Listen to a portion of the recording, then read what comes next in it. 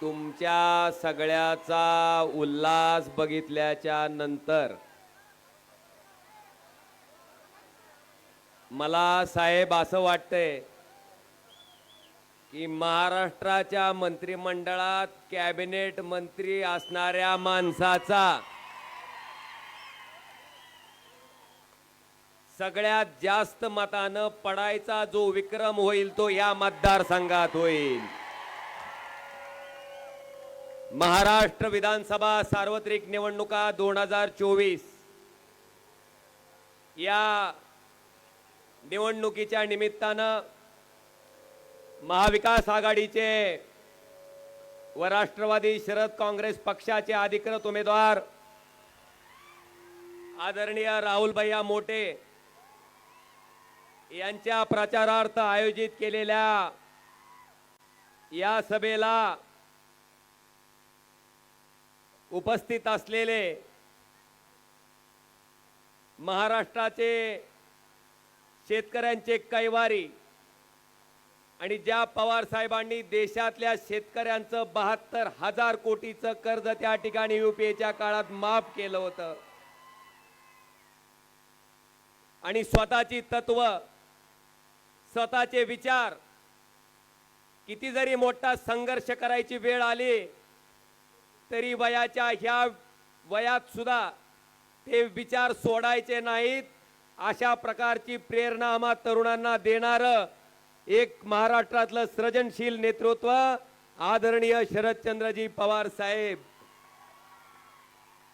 या ठिकाणी मंचावर उपस्थित असलेले शिवसेनेचे जिल्हा प्रमुख कैलासवासी ज्ञानेश्वर तात्या पाटील यांचे चिरंजीव आणि बांधवांनो, माझं संबोधन सुरू करण्यापूर्वी आदरणीय तात्यांना सुद्धा मी विनम्र असं अभिवादन करतो। त्यांचे चिरंजीव ज्या ज्ञानेश्वर तात्याने 1995 पासून शिवसेनेचा भगवा जो खांद्यावर घेतलाय तो स्वतःच्या अंगात रक्ताचा शेवटचा थेंब होता, तोपर्यंत तो भगवा त्या ठिकाणी खाली पडू दिला नाही।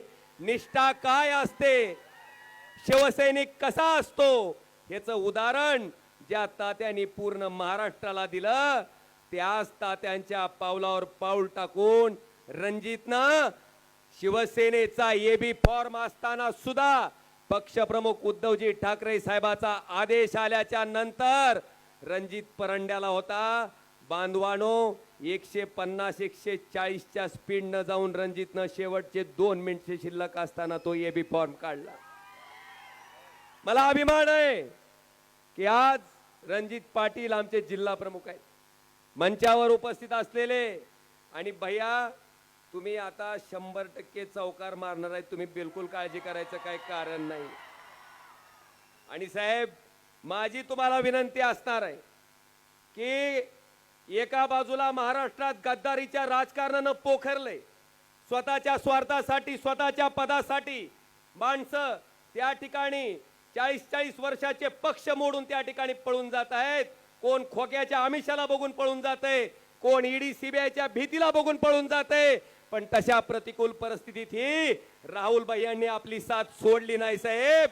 प्रामाणिकपणे इमानदारीनं त्या ठिकाणी पवार साहेबांशी प्रामाणिक राहून त्यांच्या पाठीमागे खंबीरपणे उभा राहायचं काम राहुल भैयांनी केलंय। आणि भैया, ही प्रामाणिकपणा, ही निष्ठा ही जनता 20 तारखेच्या मतदारातून दाखवून देईल की गद्दार काय असते आणि खुद्दार काय असते, हे येणाऱ्या 23 तारखेच्या निकालातून आपल्याला त्या ठिकाणी दिसून येईल।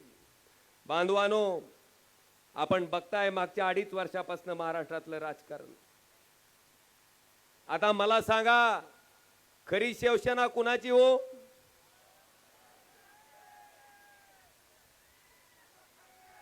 का काल 1 फुल आणि 2 हाप? आणि म्हणून आणि खरं म्हणजे साहेब, काल का परवा सभा झाली, बघितली का नाही साहेब? मोदींच्या सभेत टेलिप्रॉम्प्टर असते, आम्ही बघितलं होतं। पण काल महाराष्ट्रात मुख्यमंत्र्याच्या सभेत लाईव्ह टेलिप्रॉम्प्टर बघितलं साहेब, लाईव्ह. ही मागूनच सांगतं प्रॉम्प्ट करत होतं, बघितलं का नाही? अमुक योजना, तमुक योजना, तमुक योजना. बांधवानो, मला आपल्या सगळ्याला विचारायचंय, 5 लाख रुपयाचं बघा,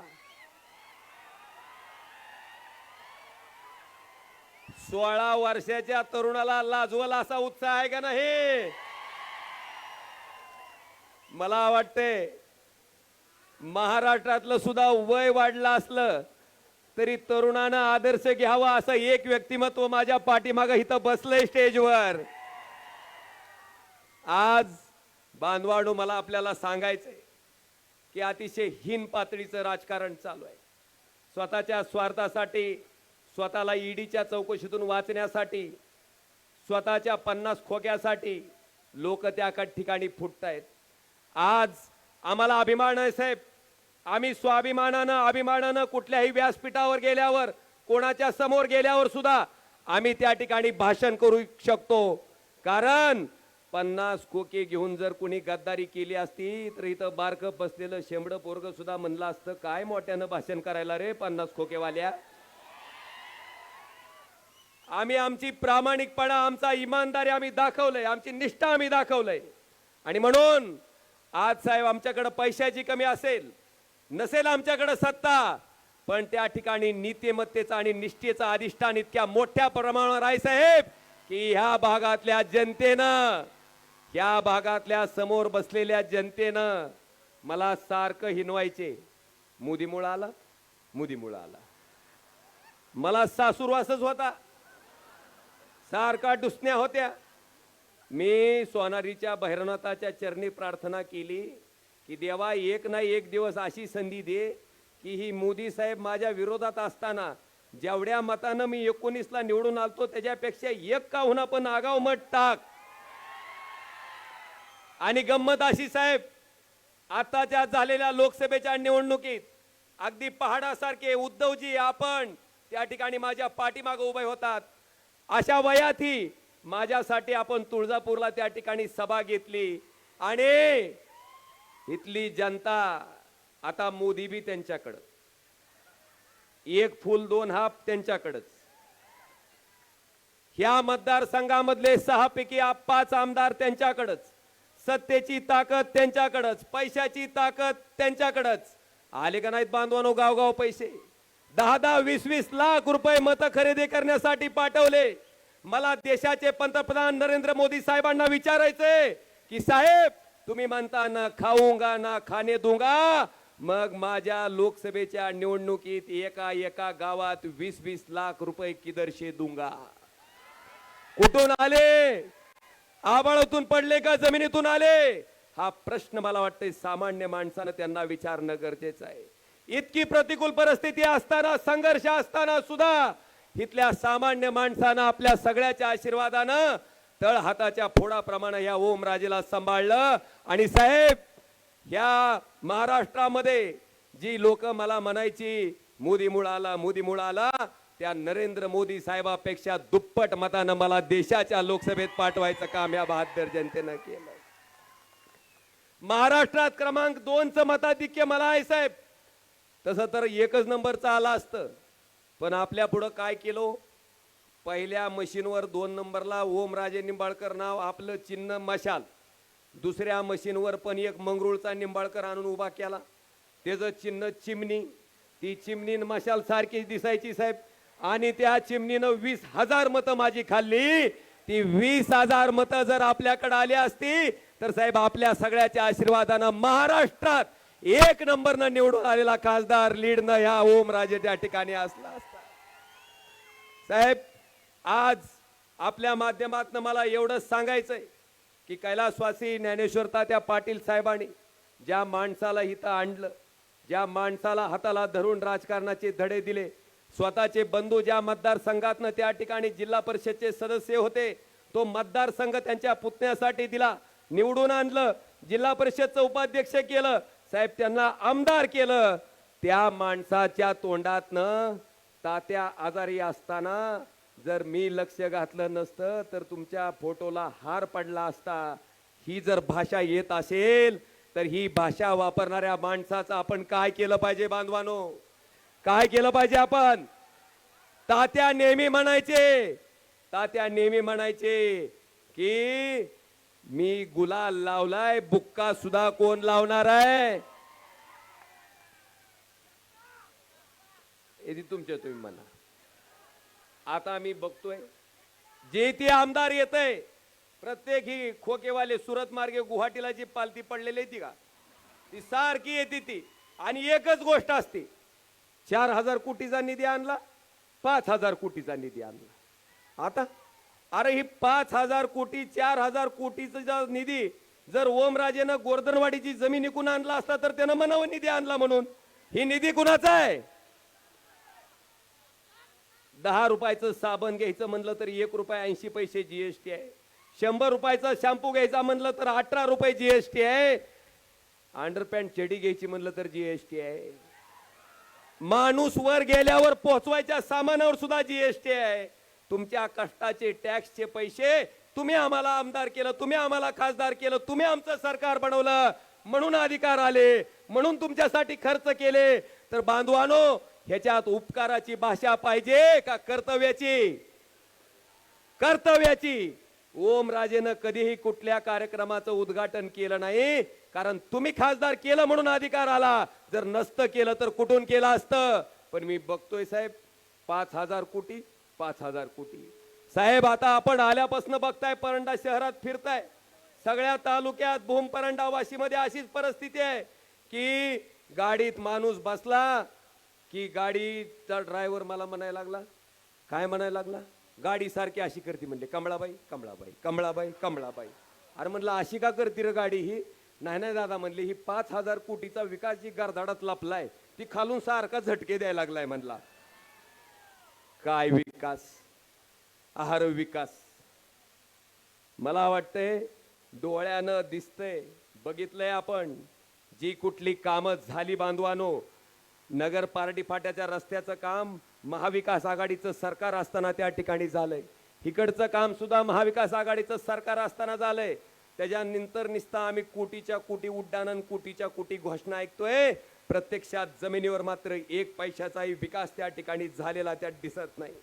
बांधवानो, मला आवर्जून या ठिकाणी सांगायचंय की पवार साहेब देशाचे कृषी मंत्री असताना 72,000 कोटी रुपयामध्ये देशातल्या सगळ्या शेतकऱ्याचं कर्ज माफ केलं होतं. 72,000 कोटीमध्ये. पण तुम्ही जी म्हणताव का नाही, भाई और बहिणो, ह्या पटुशांनी काय केलं माहितीये का तुम्हाला? काय केलं? 16 लाख कोटीचं 22 उद्योगपतीचं कर्ज माफ केलं. 16 लाख कोटीचं. मला सांगा, 72,000 कोटीत जर देशातल्या शेतकऱ्याचं कर्ज पूर्ण माफ होत असेल तर 16 लाख कोटी मध्ये 17 वेळेस देशातल्या शेतकऱ्याचं कर्ज माफ झालं असतं. 17 वेळेस. एकदाही केलं नाही, एकदाही केलं नाही.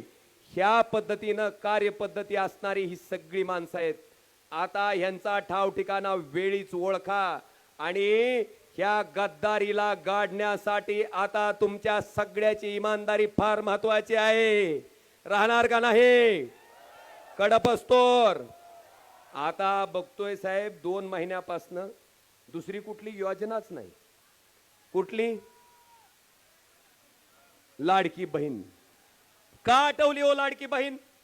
लाडक्या बहिणीला एकनाथ शिंदे साहेब तुम्ही ज्या दिवशी मुख्यमंत्री झाला त्या दिवशी जर बसल्या 1,500 रुपये लाडक्या बहिणीला द्यायला चालू केले असते, जसं उद्धव ठाकरे साहेब मुख्यमंत्री म्हणून महाविकास आघाडीच्या सरकारमध्ये बसल्याच्या नंतर त्या मीटिंग मध्ये मुख्यमंत्री झाल्या आपल्या महाराष्ट्रातल्या शेतकऱ्याचं 2 लाख रुपयाचं कर्ज त्यांनी उद्धव साहेबांनी माफ केलं होतं. बांधवानो, साहेबांनी मेळावा घेतला नाही, साहेबांनी जाहिरात केली नाही, माफ करून टाकलं. कुठली निवडणूक येते का याची वाट बघितली नाही.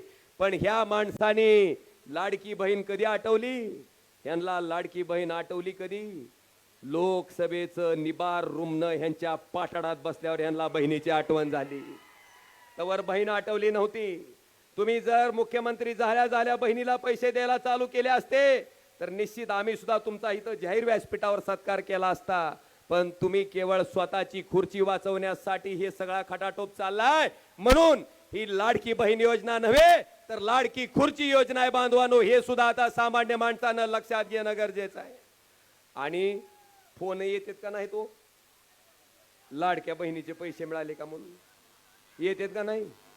आता मला सांगा साहेब, या लाडक्या बहिणीच्या मला वाटते काय म्हणायचं, त्या पिपाणीत पुंगी टाकायचं, पुंगीत मात पाणी टाकायचं काम आपण केलंय. कसं कसं आपण जी पंचसूत्री जाहीर केली ही आता सांगायले होते 1,500चे आमचं सरकार आल्यावर आम्ही 2100 करू म्हणून सांगायलेत का नाही?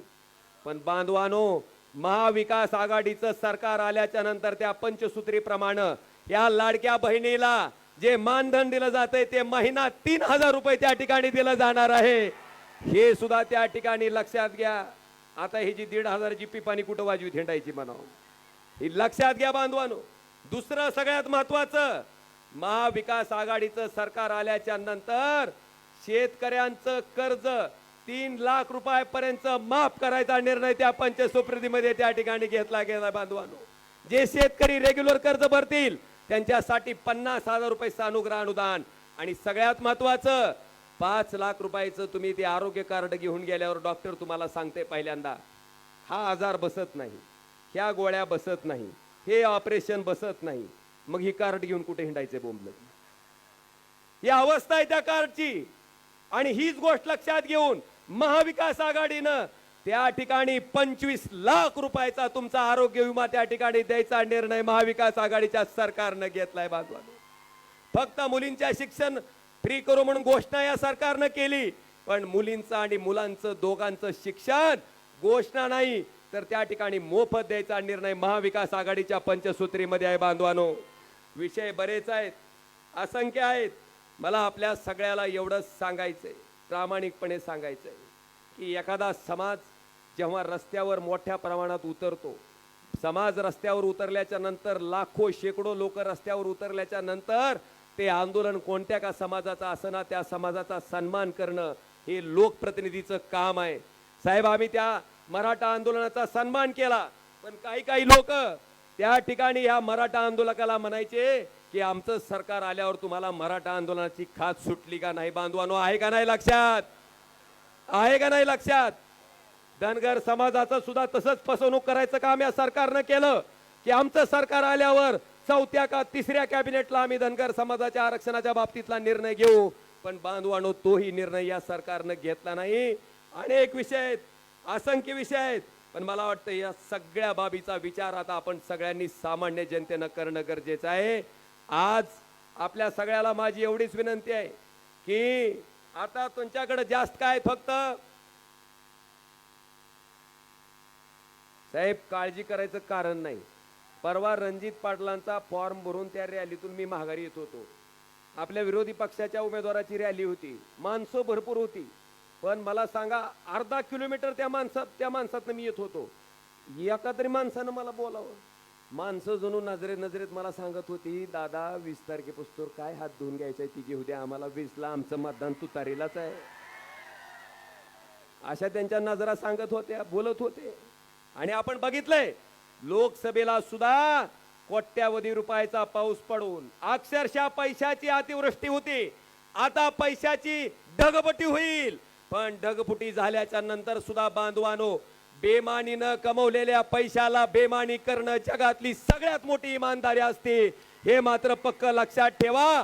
साहेब, खरंच या तालुक्याचे मानावे तेवढे आभार कमी आहेत, मानावे तेवढे ऋण कमी आहेत. या तालुक्यानं माझ्या लोकसभेमध्ये बोमपरांडा वाशी विधानसभा मतदारसंघानं 81,000 मताची लीड या ओमराजेच्या पाठीमागे दिली. बांधवानो, त्यावेळेस मी उभा होतो. आज माझी सगळ्या शिवसैनिकांना कळकळीची विनंती आहे, राहुल भैयांनी स्वतः उमेदवार आहे समजून, रणजितनं ज्ञानेश्वर तात्यांनी स्वतः उमेदवार आहे समजून त्या ठिकाणी ह्या ओमराजेला 81,000 मताचं मताधिक्य देण्यासाठी दिवस रात्र मेहनत घेऊन परिश्रम घेतले होते. आता वेळ आपली आहे बांधवानो, ही गद्दारी गाडण्यासाठी, ही गद्दारीची कीड गाडण्यासाठी उद्याच्या येणाऱ्या 19 तारखेला आपल्याला सगळ्याला मतदान करायचंय. की मी तपाशीत असतो सारखं. मला माहिती आहे 20 आहे ती. म्हणलं पण भाषण आपलं पार जोशात यायला लागले, खरंच ऐकायली ती का नाही ते बघावं लागतंय तपासून. माईकची बी टेस्टिंग होऊन जाती कडप असतोरच्या. मी 19 म्हणल्या खाट दिशी उत्तर आलं तुमचं काय आहे, म्हणजे तारीख पक्की लक्षात आहे तुमच्या. म्हणून बांधवानो, येणाऱ्या 20 तारखेला इथं बी गोळ घातलाय बरं का जरा. एक मशीन आहे, त्या मशीनच्या 4थ्या नंबरला त्या ठिकाणी राहुल भैया मोठे यांचं नाव आहे, बरोबर आहे. त्या मशीनच्या पुढं भैयांचं चिन्ह कुठलं आहे? हां हां हां, अरे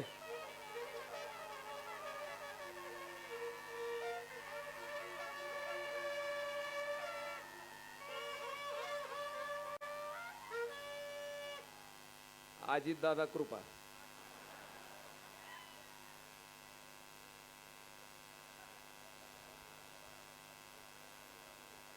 आपलं चिन्ह आहे तुतारी वाजवणारा माणूस. कितव्या नंबरला आहे? कितव्या नंबरला आहे? आणि ती जसा रडीचा डाव खेळते तसा आता सुद्धा रडीचा डाव खेळायलेत. 2 नंबरच्या मशीनवर 2 नंबरला सुद्धा राहुल भैया सारखंच नाव असणार एक नाव आणलंय त्यांनी. पण बांधवानो, मतदान करत असताना जी मशीन फुल भरलेली आहे, फुल भरलेली मशीन जी आहे त्या मशीनवर 1 नंबरच्या मशीनवर व्यवस्थित जायचं. कुत्र मागं लागल्यासारखं मतदान करायला जायचं नाही, शांततेत जायचं. नाहीतर लय उलास असतं. इथली लय उलाशी होती बघा ह्या कोपऱ्यातली, आता जरा थंड बसली ती लय उलास. ती उलास करून त्या चिमणीला 20,000 मतं पडली होती. म्हणून ध्यान करून जायचं व्यवस्थित. 4 नंबर पूर्ण भरलेली मशीन बघायचं, 4 नंबरचं नाव वाचायचं. राहुल मारुद्र बाप्पा मोठे असं नाव आहे. त्या नावाला लिहिता वाचता येत नसेल तर ही चिन्ह आहे तुतारी वाजवणारा माणूस. ही नीट बघायचं आणि बघून पुन्हा बघून त्या 4 नंबरचा मोरचं बटन दाबायचं. त्याच ठिकाणी आपण समजून जायचं की गद्दारी गाडायला आपल्या एका मताचा हातभार लागलेला आहे.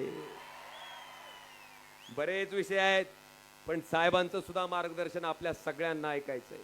आज खरंच प्रामाणिकपणा काय असतो, लोकशाही काय असते, डॉक्टर बाबासाहेब आंबेडकरांच्या संविधानामध्ये काय शक्ती आहे, काय ताकद आहे.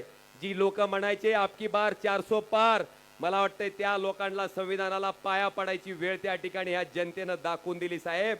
आणि खरंच साहेब, मी आपला आदर्श घेतो की इतकं वय झालेलं असताना सुद्धा स्वतःची तत्व, स्वतःची विचार, खरंच माणसाला सरळ कसं करायचं आणि लोकांचं मत आपल्या पाठीमागं कष्ट करून प्रामाणिकपणे काम करून, मला वाटतंय पवार साहेबांनी जसं आपलं म्हणणं त्या ठिकाणी महाराष्ट्रात पटवून दिलंय साहेब, इथून पुढची कित्येक तरुण पिढी तुमचा आदर्श घेऊन त्या ठिकाणी राजकारण करेल. अशा पद्धतीचं आपलं राजकारणातलं आचरण आहे. मी आपल्या सगळ्याला विनंती करतो की 4 नंबरच्या बटनाच्या पुढचं तुतारी वाजवणाऱ्या माणसाच्या पुढचं बटन दाबून राहुल भैयांना त्या ठिकाणी विधानसभेत चौकार मानायची संधी द्या, ही विनंती करून आपली रजा घेतो. धन्यवाद. जय हिंद, जय महाराष्ट्र.